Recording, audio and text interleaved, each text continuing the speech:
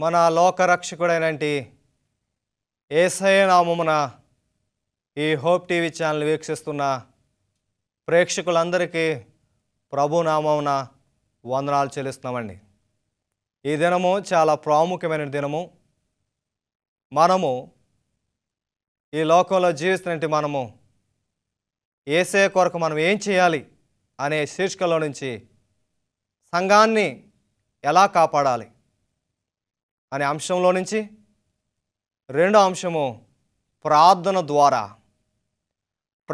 ద్వారా మన సంఘాన్ని మనం కాపాడుకోగలం అనే అంశాన్ని మనం నేర్చుకొని పోతున్నాం. ముందుగా ఆ యొక్క అంశానికి వెళ్ళకముందు ప్రార్థన చేసుకుందాం. మమ్మల్ని మిక్కిలిగా ప్రేమించిన యేసయ్య నీకు వందనాలు. సంఘమును ఎలా కాపాడాలో అనే అంశాన్ని మేము నేర్చుకొని పోతుండగా నీ ఆత్మను తోడుకొంచి ప్రతి మాటతో రాని మీరు మాట్లాడమని యేసయ్య పేరట వేడుకున్న మా పరమ తండ్రి, ఆమేన్. ప్రియా దేవుని బిడ్డలారా, మనము సంఘాన్ని ఎలా కాపాడాలి ముందుగా మనం నేర్చుకునేది వాక్యము ద్వారా. దాంట్లో నుంచి రెండవ భాగము ప్రార్థన ద్వారా. ప్రార్థన పరిస్థితుల్ని మార్చుతుంది. సంఘము బాగుండాలి అంటే, సంఘం బలంగా ఉండాలి అంటే ప్రార్థన అవసరం. ప్రార్థన లేకపోతే సంఘములో జీవము లేదు.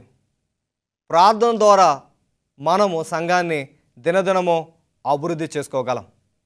పరిశుద్ధ లేఖన భాగాల్ని మరొకసారి మనం చదువుకుందాం. దానియేలు గ్రంథము 9వ అధ్యాయము 3వ వచనం. అంతటా నేను గోనెపట్ట కట్టుకుని ధూళి తలపైన వేసుకుని ఉపవాసం ఉండి ప్రార్థన విజ్ఞాపన చేయటకే ప్రభునగు దేవుని ఎదుట నా మనసును నిర్భరంగా చేసుకుంటేని. ప్రియా దేవుని బిడ్డలారా, ఆనాడు దానియేలు బబులోను పట్టణంలో ఆయన ఉన్నప్పుడు ఆయన యొక్క ప్రజలకు పెద్ద సమస్య వచ్చి ఉన్నది. 70 సంవత్సరాలు బబులోనిలో అనే పట్టణంలో దేవుని యొక్క జనాంగము బానిసలుగా ఉన్నారు. 70 సంవత్సరాలు పూర్తవుతున్నాయి. వారు విడుదల పొందుకుంటున్నారు. ఆ క్షమందు దానియేలు తన ప్రజల కొరకు ప్రార్థన చేస్తున్నాడు. ఏమని ప్రార్థన చేస్తున్నాడు? విజ్ఞాపనలు చేయుచున్నాడు. నా ప్రజలు ఆధ్యాత్మికంగా బలహీనంగా ఉన్నారు. వారు ఈ బబులోను పట్టణాన్ని విడిచిపెట్టి యెరూషలేము పట్టణానికి వెళ్ళినప్పుడు వారు అక్కడ బలమైన వారుగా ఉండాలి, ఆధ్యాత్మికంగా వారు బలంగా ఉండాలి, లోకానుసారంగా వారు జీవించకూడదని వారి నిమిత్తమే దానియేలు ప్రార్థిస్తున్నాడు.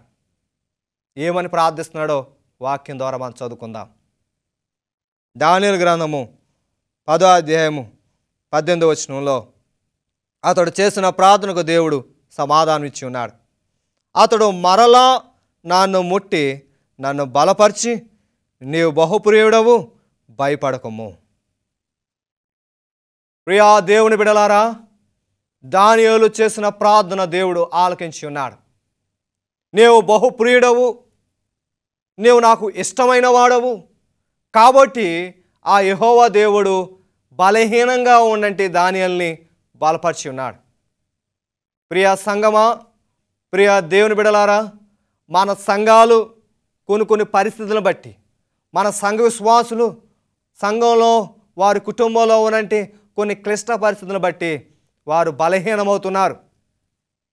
వారు బలహీనంగా ఉన్నప్పుడు దానియేలుని మాదిరిగా తీసుకొని ప్రార్థించినప్పుడు ఆ దేవుడు దానియేలుని ఏ రీతిగా బలపరిచి ఉన్నాడో మనల్ని కూడా బలపరచడానికి మన యెహోవా దేవుడు మనకున్నాడు. ప్రియ దేవుని బిడ్డలారా, మన దేవుడు ఏ విధంగా అయితే మరి దానియేలుని బలపరిచి ఉన్నాడు, అటు రీతిగా బలపరచడానికి మనల్ని కూడా ఆయన బలపరచడానికి సిద్ధంగా ఉన్నాడు.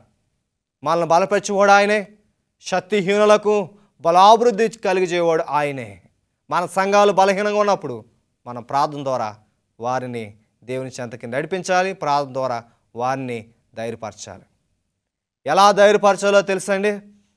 ఆనాడు దానియేలు తన ప్రజల నిమిత్తమై ప్రార్థన చేసినప్పుడు గాబ్రియేలు దేవదూతను పంపించి దానియేలుని ధైర్యపరిచాడు.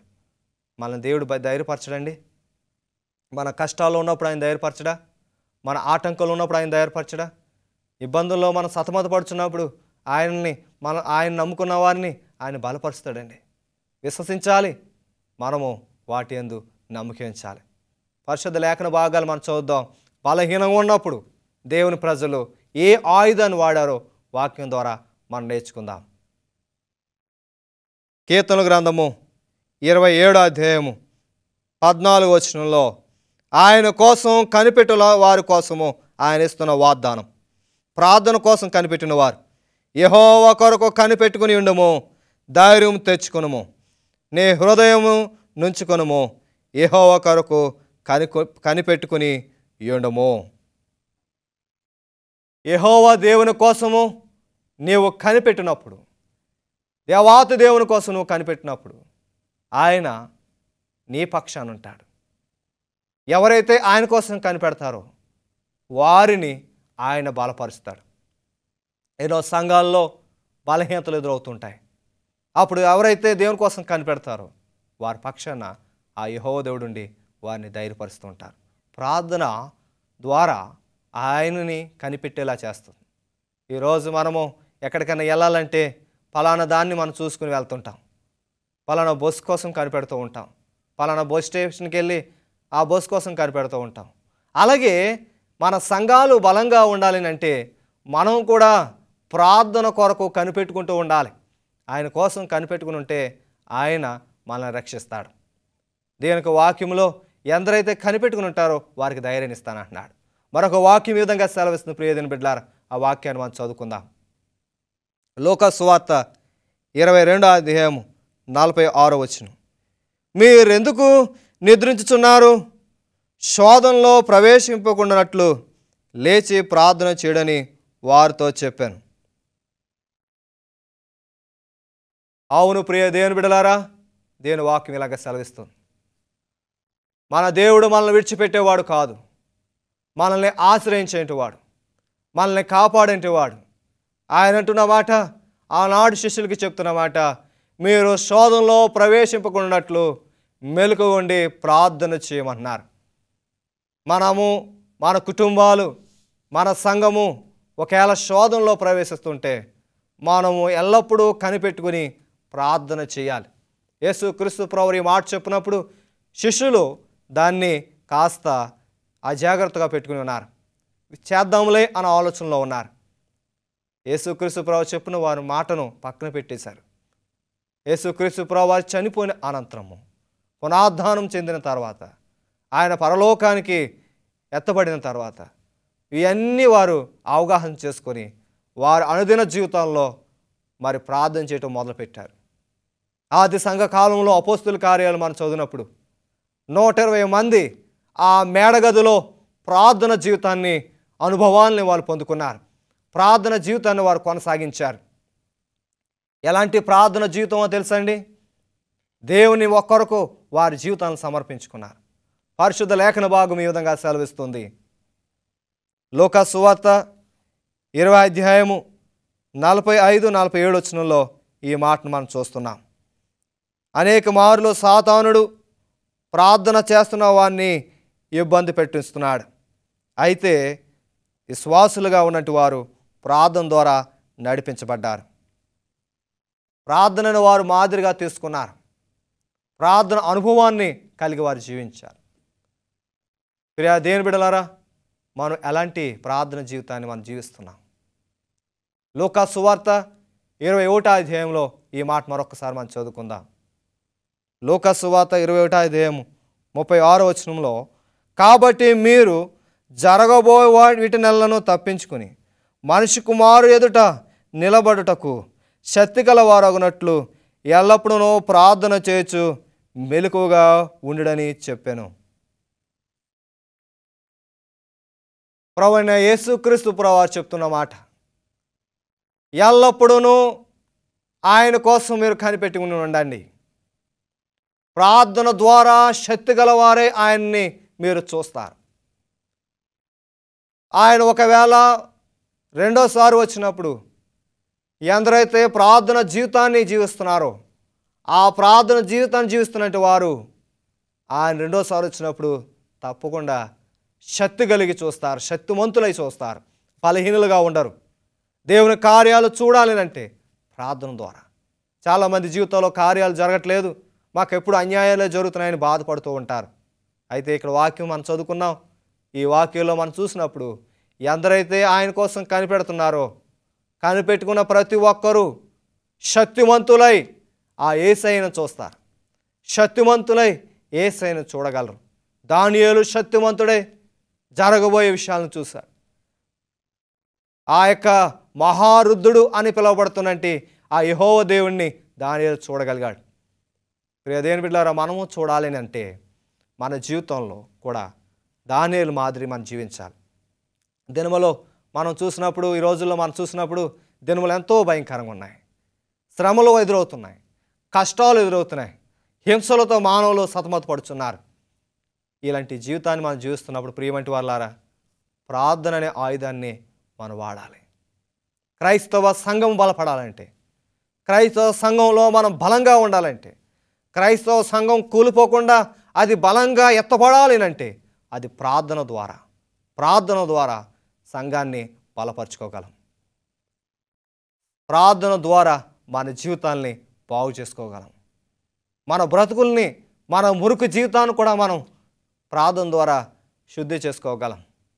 అలా చేస్తే దేవుడు మనకు సహాయం చేయడానికి ఆయన సిద్ధంగా ఉన్నాడు. ఎందరో అంటుంటారు, ఇన్ని ప్రార్థనలు చేస్తున్నాం, ఎన్నో ప్రార్థనలు చేస్తున్నాం, దేవుడు మా ప్రార్థన మరణం ఆలకించట్లేదని, ప్రార్థనని ఆయన అంగీకరించట్లేదని చాలామంది నిరుత్సాహానికి గురవుతుంటారు. దేవుని వాక్యం సెలవిస్తుంది. మరింత బలమైన వాక్యాన్ని మనం చదువుకుందాం. ప్రియ దేవుని బిడ్డలారా, మొదటి అపోస్తుల కార్యాలు 1వ అధ్యాయము 14వ వచనంలో ఈ మాట రాయబడి ఉన్నది. ఏక మనసుతో ప్రార్థన చేయుడి, ఏక మనసుతో ప్రార్థనలో గల్పుడి, శోధనలు మీ మీదకి ఎంత మాత్రమును రావు. అపోస్తుల కార్యాలు 1వ అధ్యాయము 14వ వచనంలో ఏక మనసుతో ప్రార్థన చేయుడి, ఏక స్వభావంతో ప్రార్థన చేయండి, ఏక ఆలోచనతో ప్రార్థన చేయండి, అప్పుడు మీ ప్రార్థన నేను ఆలకిస్తానంటున్నాడు. ఆయన ఆలకించేవాడు. ప్రభా, నేను నా ప్రార్థన ఆలకించడా ప్రభా, నా ప్రార్థన ఎందుకు ఆలకించట్లేదు యేసయ్యా అని అనేక సార్లు మనము ఎంతో కురుగిపోతూ ఉంటాం. కురుంగిన వారిని లేవనెత్తువాడు ఆయనే, బలహీనులను శక్తిమంతులుగా చేయవాడు ఆయనే. ఈ లోకంలో జీవిస్తున్న ప్రతి మానవుడు బలహీనుడే, ప్రతి దాంట్లోనూ బలహీనుడే. కష్టాలు వచ్చినప్పుడు తట్టుకోలేడు, శ్రమలు వచ్చినప్పుడు తట్టుకోలేడు, హింసలు వచ్చినప్పుడు తట్టుకోలేడు. అలాంటప్పుడు అతను బలంగా ఉండాలంటే ప్రార్థన అనే ఆయుధాన్ని అతడు వాడాలి. ప్రార్థన అనే ఆయుధాన్ని వాడినప్పుడు దేవుడు అతని పక్షం నుండి అంతం వరకు నడిపిస్తాడు. ఆ ప్రార్థన ఎటువంటిదో తెలుసండి? దీనికి వాక్యం సెలవిస్తుంది. వాక్యాన్ని మనం చదువుకుందాం. పరిశుద్ధ గ్రంథంలో మార్కు సువార్త 13వ అధ్యాయము 33వ వచనంలో ఈ మాట రాయబడి ఉన్నది. జాగ్రత్త పడుడి, మెలకువ నుండి ప్రార్థన చేయడి, ఆ కాలము ఎప్పుడొచ్చునో మీకు తెలియదు.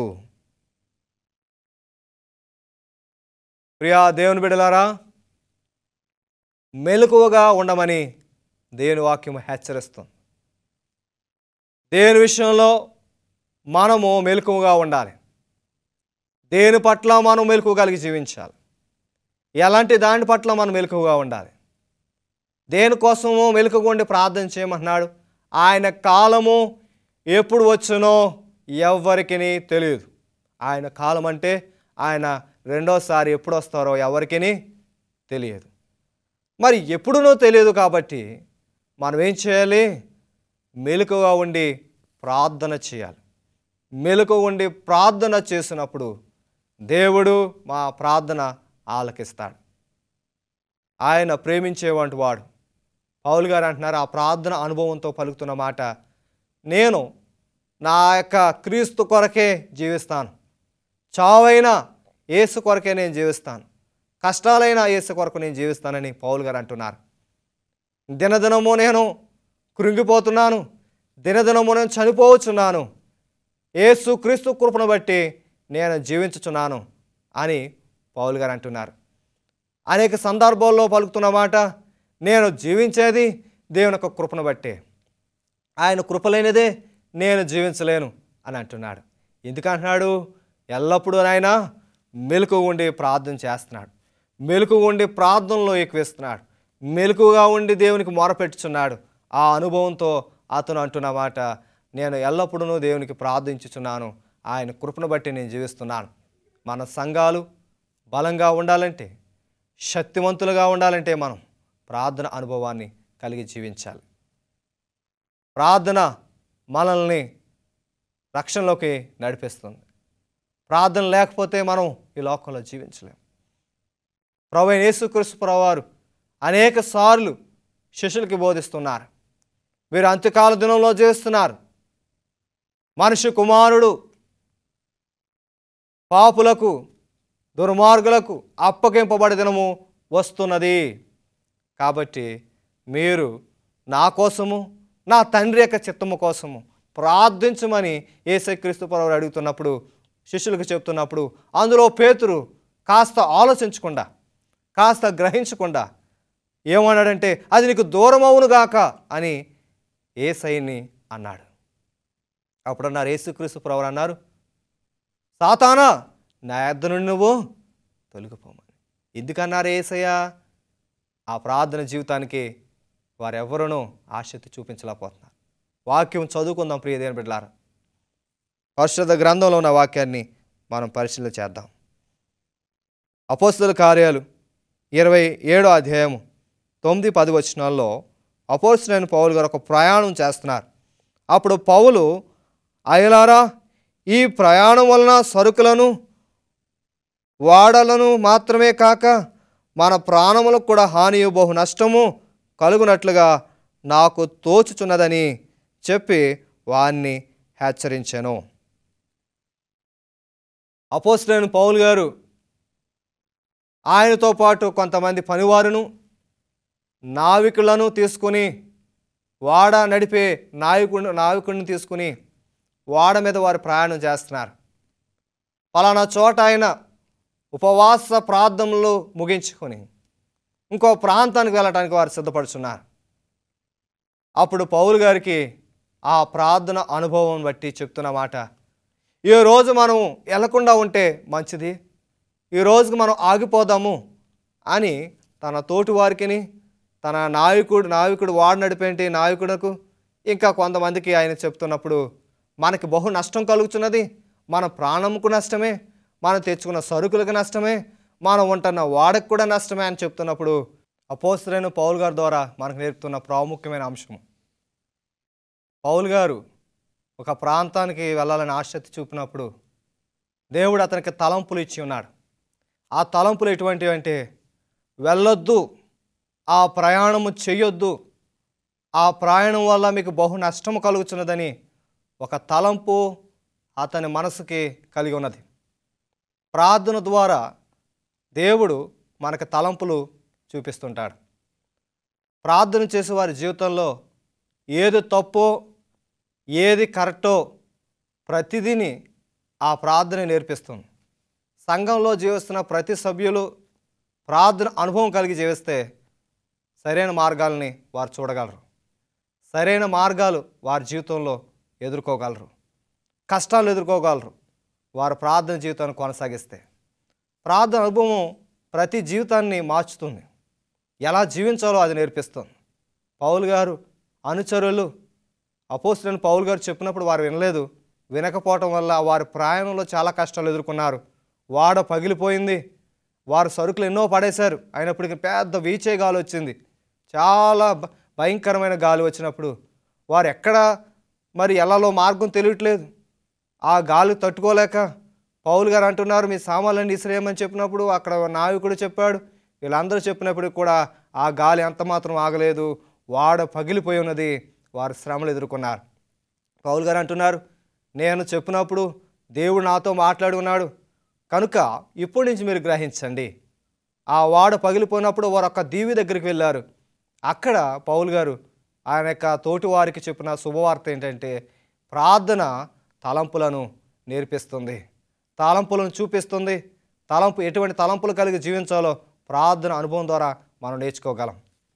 ప్రియ దేవుని సంగమా, ప్రియ దేవుని బిడ్డలారా, ఈ వీక్షిస్తున్న దేవుని యొక్క సంగమా, ప్రతి ఒక్కరితోనూ దేవుడు మాట్లాడుచున్న మాట, నీ జీవితంలో ఇలాంటి ప్రార్థన అనుభవం నువ్వు కలిగి జీవిస్తే నువ్వేం చేయాలో ఆ ప్రార్థన అనుభవమే నీ మనసుకి నేర్పిస్తుంది, నీ తలంపులు నేర్పిస్తుంది, నీకు మంచి మార్గాన్ని చూపిస్తుంది.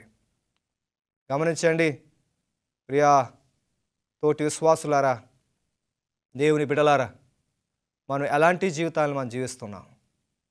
మనల్ని బలపరుచుకోవాలంటే, మన సంఘాన్ని కాపాడుకోవాలంటే, మన సంఘంలో ఉన్న సభ్యులు మనం కాపాడుకోవాలంటే, మన యొక్క బిడ్డల్ని మనం కాపాడుకోవాలంటే, మన తోటి వారిని కాపాడుకోవాలంటే, మన ప్రార్థన ద్వారా వారిని బలపరచాలి. ప్రార్థన మనకి నేర్పించే పాఠం ఏంటంటే, తప్పు రైట్లను సరిచేసేది ప్రార్థన. ఒక మంచి కార్యం తలబట్టాలంటే, ఒక మంచి కార్యం మనం చేయాలి అంటే, మంచి కార్యంతో మనం ముందుకెళ్ళాలంటే ప్రార్థన మనల్ని గైడ్ చేస్తుంది. లోకంలో ఎందరో గైడ్ చేస్తారు, కానీ ప్రార్థన గైడ్ చేసినప్పుడు మనుషులు చేయలేరు. దేవుడు గైడ్ చేసినంతగా బలంగా ఎవరు చేయలేరు. ప్రార్థన మన పరిస్థితులను ఎలా నడుచుకోవాలో నేర్పిస్తుంది. పౌలు గారి అనుభవంతో నేను చెప్తున్న మాట, ఆయన యొక్క ప్రయాణంలో దేవుడు ఏం చేయాలో నేర్పించాడు.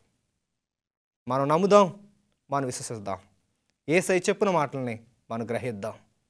ఎందుకనగా ప్రార్థన స్థితిగతులను మార్చుతుంది.